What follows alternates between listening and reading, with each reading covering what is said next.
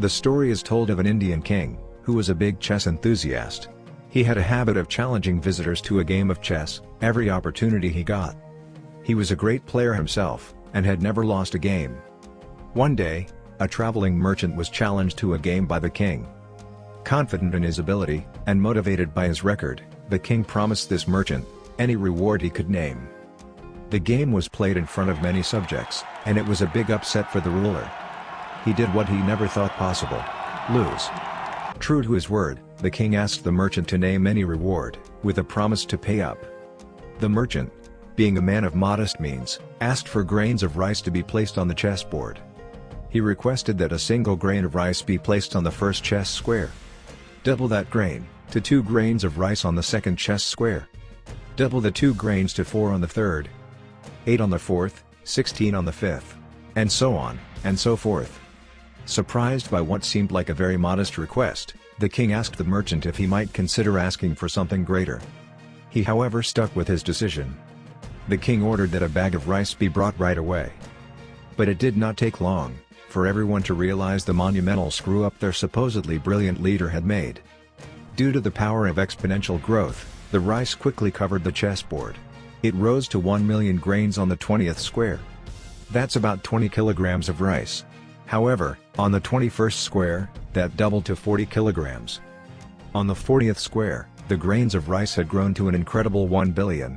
An equivalent of 20 tons of rice. Soon, the rice filled up the entire palace, with a long way still left to go. Finally, on the 64th square, the king would have had to provide more than 18 quintillion grains of rice. That is 18 followed by 18 zeros. Weighing about 210 billion tons. Enough grain to cover not just the city, but the entire kingdom of India, 1 meter deep in rice. That is more rice than has ever been cultivated in the whole of recorded human history. The merchant of modest means had proved to be of not so modest brains. Needless to say, the king lost his kingdom. And that is the true power of exponential growth. In modern finance, this is commonly referred to as compound interest. The power of compounding is one of the most powerful forces in the universe. So powerful that it is rumored to have got a shout-out from Albert Einstein himself. Compound interest is the 8th wonder of the world. He who understands it, earns it. He who does not, pays it. He said. Indeed, those who understand it, earn it. And that is the case of Warren Buffett. The world's 3rd richest man, and the richest man not to make his fortune from computers or the internet. Did you know that Buffett made most of his wealth after his 50th birthday? In fact, by the time he hit 50 years, he was not even a billionaire. 99.7% of all his current wealth came after the age of 52. And that's a characteristic of compound interest. It starts slow, then it goes bonkers. Buffett started buying stock at the age of 11. He filed his first tax returns as a teenager. Unlike today's billionaires who often hit it big in one thing, like Mark Zuckerberg with Facebook or Jeff Bezos with Amazon, Buffett did it the traditional way. He invested in the stock market. Little became a lot, until he was able to buy and influence entire companies. His story is a bit unique, because unlike most investors in the stock market, he does a lot of research and has a talent of identifying undervalued stock. He then goes in for the long run, and reaps the rewards years or decades later.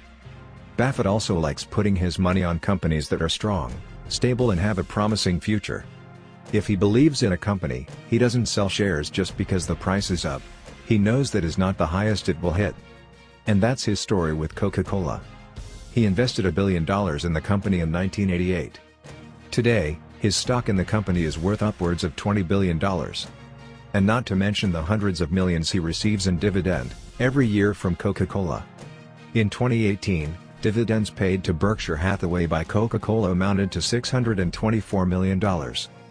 Buffett was on the inaugural Forbes list of the top 400 richest Americans in 1982, and has never left the list since. Today, he is worth $84 billion.